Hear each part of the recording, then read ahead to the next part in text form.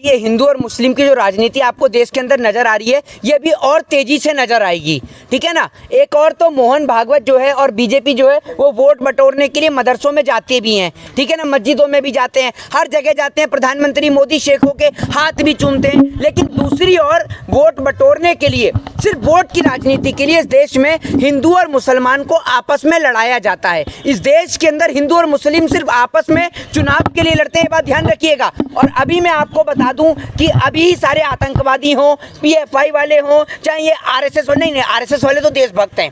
जब तक बीजेपी की सरकार है तब तक आरएसएस वाले देशभक्त हैं, बाकी सारे के सारे संगठन जितने भी हैं वो देशद्रोही संगठन है। एक बात आप मुझे बताइए, ये सारे आतंकवादी जो हैं ये चुनाव के समय पे ही क्यों पकड़े जाते हैं? चुनाव से पहले या चुनाव के बाद कोई आतंकवादी क्यों नहीं पकड़ा जाता है? सवाल का जवाब सरकार दे, सीधे तौर पर दे। दूसरी बात क्या है, ये तमाम मुद्दे इस देश में इसलिए लाए जाते हैं ताकि जो बेटियों के बलात्कार का मुद्दा है उसे छिपा दिया जाए।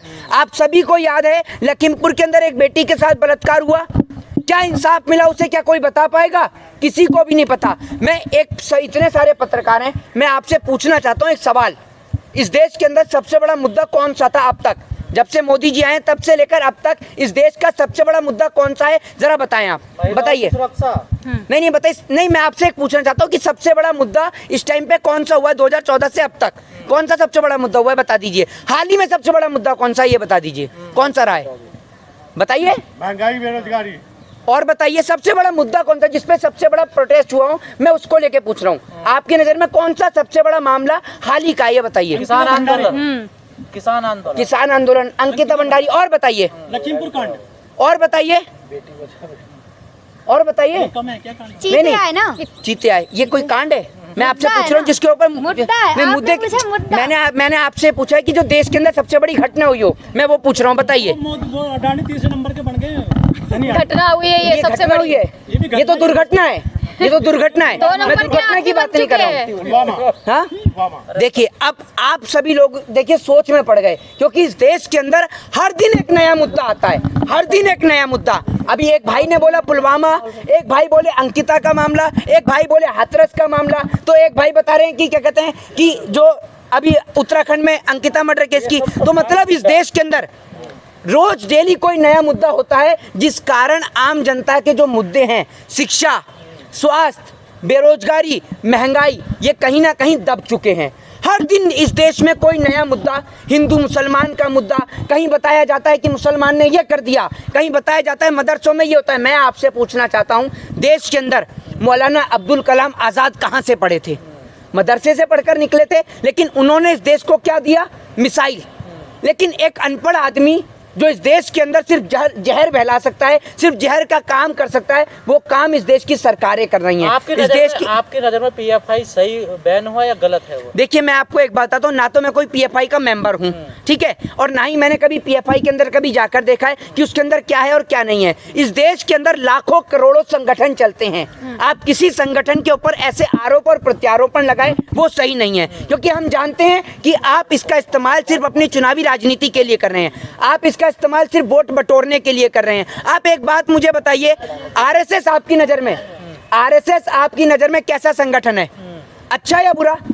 ये बताइए आप मुझे। सामाजिक कार्य कर रहा है वो, समाज के लिए कार्य कर रहा है वो। राष्ट्रवादी बताते हैं। सामाजिक कार्य कर रहा है, तो क्या आप उम्मीद करेंगी कि आपका भाई सुबह सुबह लट उठाकर सुबह सुबह पहुंचे शाखा करने? आपका भाई सामाजिक कार्य नहीं करेगा। सारा सामाजिक कार्य करने का ठेका हम लोगों ने ले लिया है। आपका भाई भी कोई सामाजिक कार्य करेगा, नेताओं के बच्चे भी कोई सामाजिक कार्य करें। अमित शाह जी का बेटा जैसा कोई सामाजिक कार्य करेगा या नहीं करेगा? नरेंद्र मोदी जी का हाल ही में आपने एक भाषण सुना होगा, जिसके अंदर नरेंद्र मोदी जी बोलते हैं कि हमने इस देश के अंदर जो खेल है उससे परिवारवाद को समाप्त कर दिया है। और उधर बैठे जैसा सोच रहे होंगे, पापा से पूछ रहे होंगे कि पापा ये मोदी जी क्या कह रहे हैं, मोदी अंकल क्या कह रहे हैं, तो अमित शाह जी उनको समझाते होंगे कि बेटा भूल गए, मोदी जी जुमला देने में माहिर हैं। वो 15 लाख वाला भी तो जुमला दिया था, वो भी तो मैंने ही आके समाप्त कराया ना। देखा ना, मैंने सामने आके बोला कि 15 लाख का जुमला है। तो भैया आपने खेलों से अगर जो समाप्त कर दिया परिवारवाद, तो ये बताइए ना कि अमित शाह जी का बेटा बिना क्रिकेट खेले वो कैसे बन गया भैया जैसा बीसीसीआई के अंदर? ये बताइए ना, कोई गरीब माँ का बेटा तो नहीं बनता। हाँ जी, अगर मतलब ऐसे गृह मंत्री के बेटे का मजाक बनाएंगे आप? देखिए मैं आपको बता दूं, इस देश के अंदर सुरमा भोपाली जो है सिर्फ मैं भोपाली कह रहा हूँ, नरेंद्र मोदी जी जो हैं वो झूठ बोलने में माहिर हैं। आपको पता है उनसे बड़ा तो जुमला कोई फेंकता ही नहीं है। दूसरी बात, गृह मंत्री जी के बेटे का मजाक क्यों नहीं बनेगा? वो गृह मंत्री जी खुद इस देश के लिए एक मजाक हैं, ये मैं आपको बता दूं। वो न्याय की मांग, गृह मंत्री लोगों से कहते हैं कि मैं न्याय दिलाऊंगा। अरे भैया, आप कौन सा न्याय दिलाएंगे? आप खुद कौन से दूध के धुले हैं, ये बता दीजिए ना।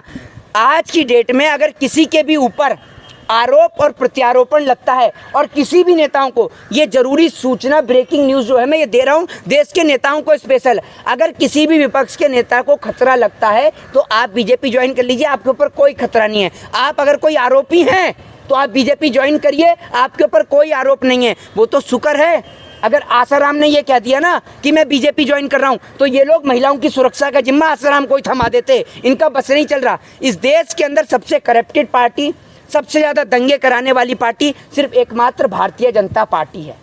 लाखों करोड़ों रुपया सिर्फ चुनावी प्रचार पे खर्च करती है, बाकी ना तो देश के जवान के लिए और ना ही देश के किसान के लिए इनके पास कोई योजना है। अभी आप देख लीजिए, किसान दोबारा से धरना प्रदर्शन करने की लगातार सरकार को चेतावनी दे रहा है, क्योंकि किसान के ऊपर लगे जो तमाम केसेस हैं वो अब तक वापस नहीं हुए।